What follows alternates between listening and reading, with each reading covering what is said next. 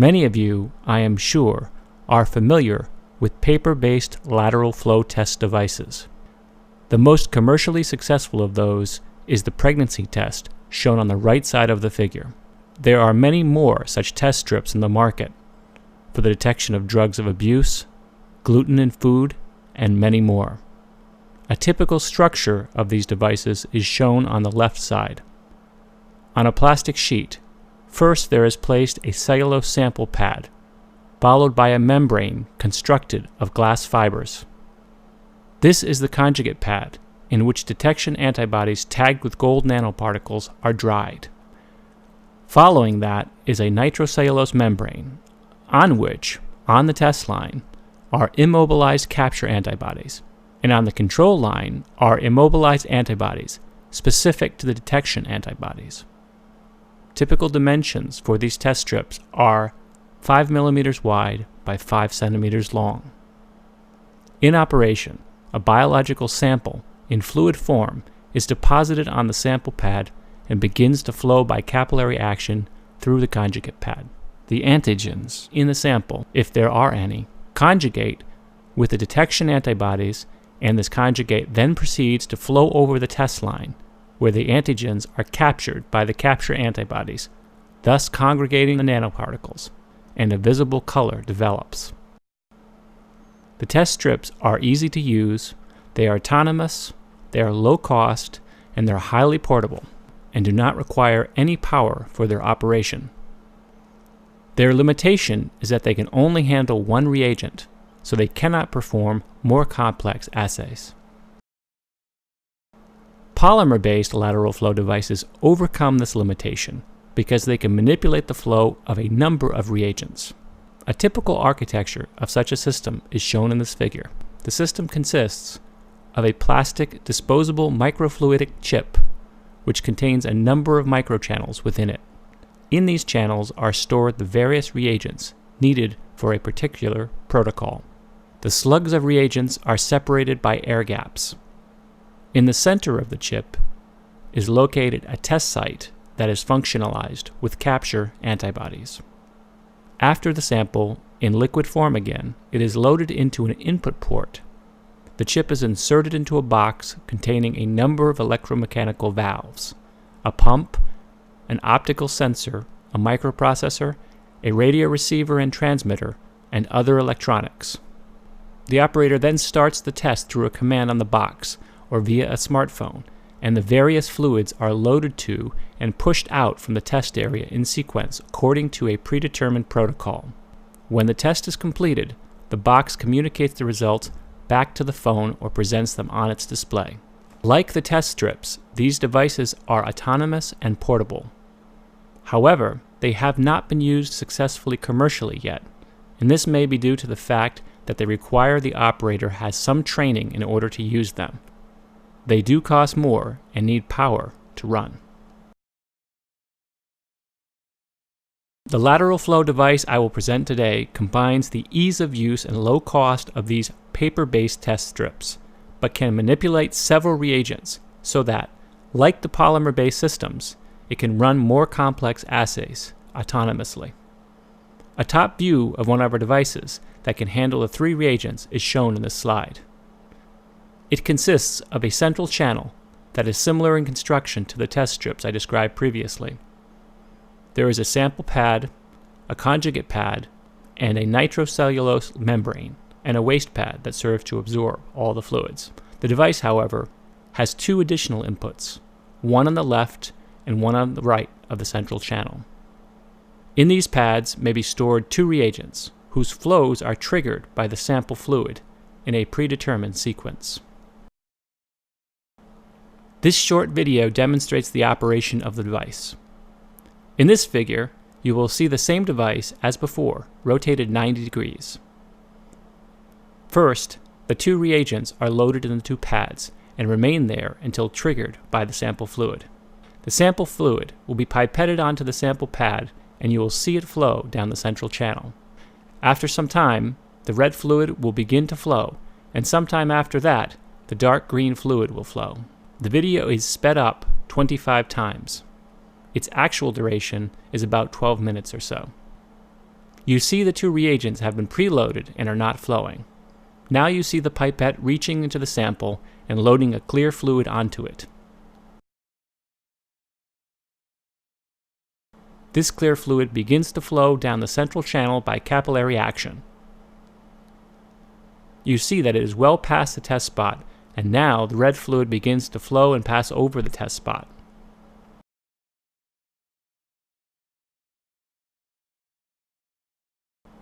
Now the green fluid does it too, and passes over the second spot.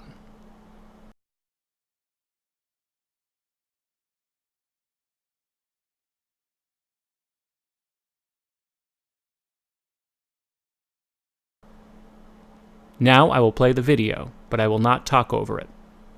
In this demonstration, the fluids are all DI water with food coloring.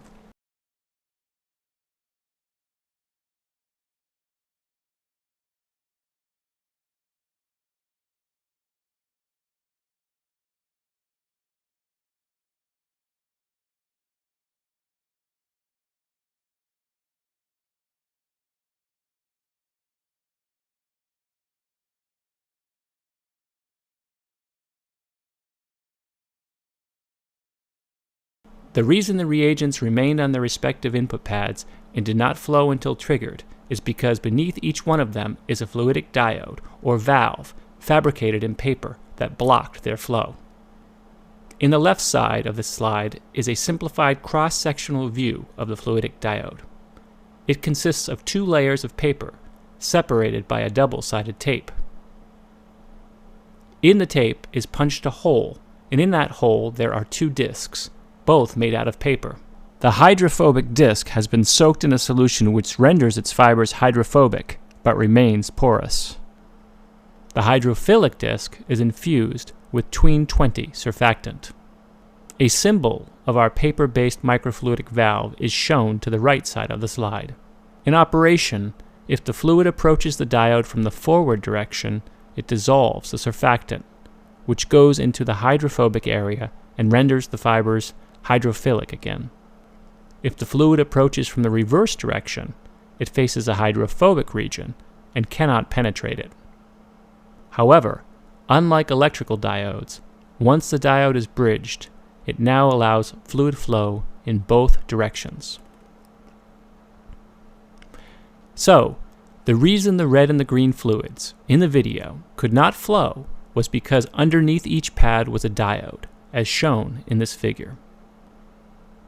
There is an additional important and critical detail shown in this figure. The black blocks around the red fluid represent wax.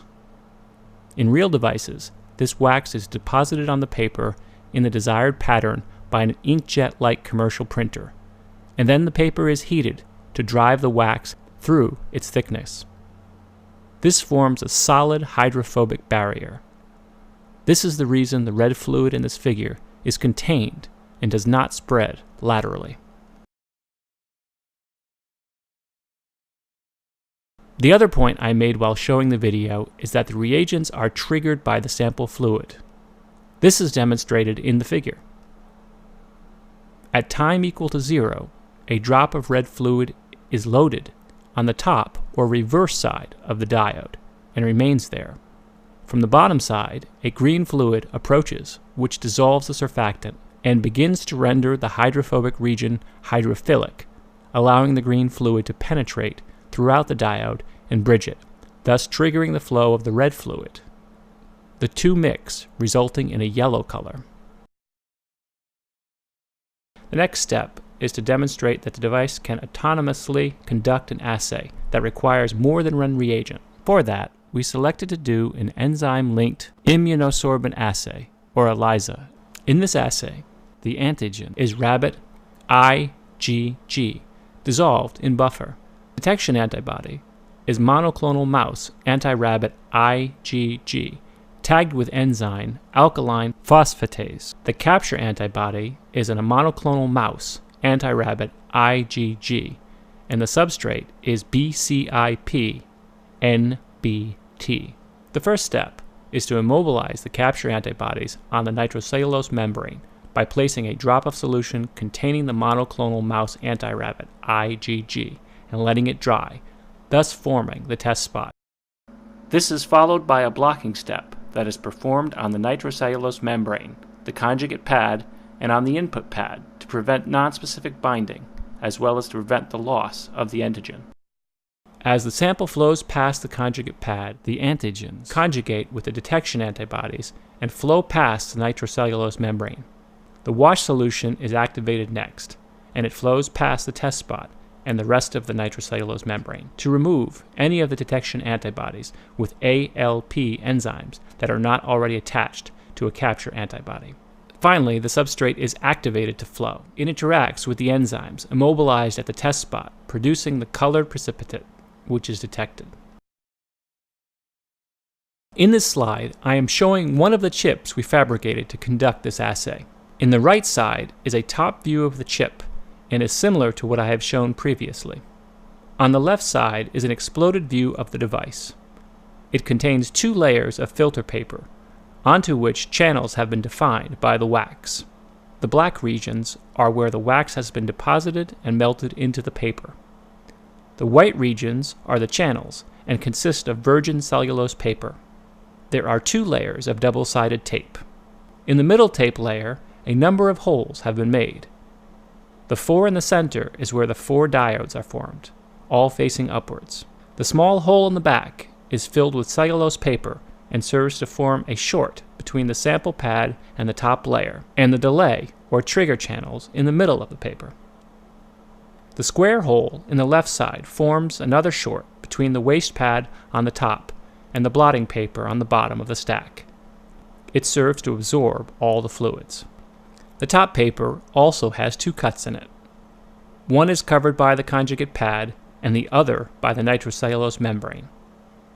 The arrows in this figure serve to illustrate the fluid flow.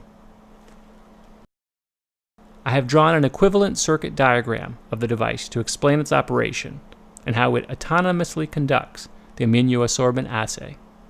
In this slide, the lines represent channels, like wires in an electrical circuit, where fluid may flow.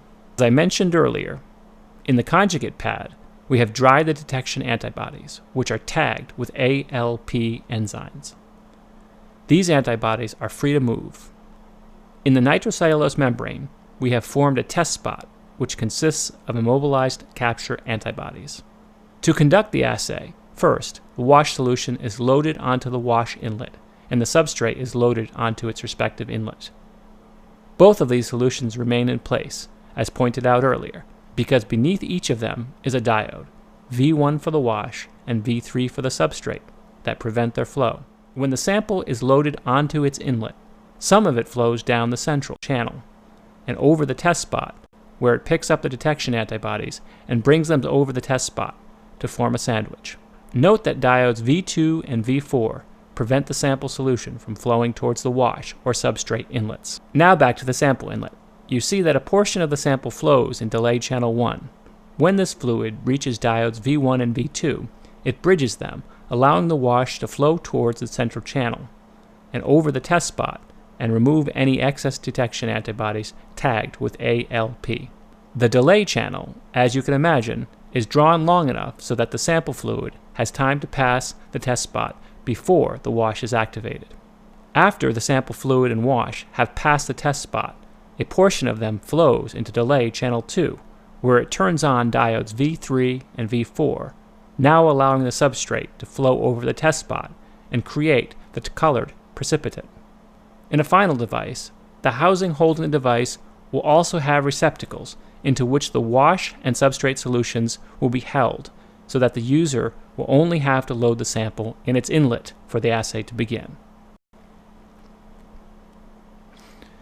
Using this device and the protocol described above, we have obtained a dose response or standard curve for our system. The curve is shown at the left. The limit of detection was about 4.7 nanograms per milliliter, which is quite respectable. The right side shows 2 chips at the end of the assay. In the top one, the test spot was obtained for an IgG concentration of 0.1 micrograms per milliliter, and for the bottom one, the IgG concentration in the sample was 1 microgram per milliliter. The darkness of the spots corresponds to the signal, and it is seen that there is quite a difference between them.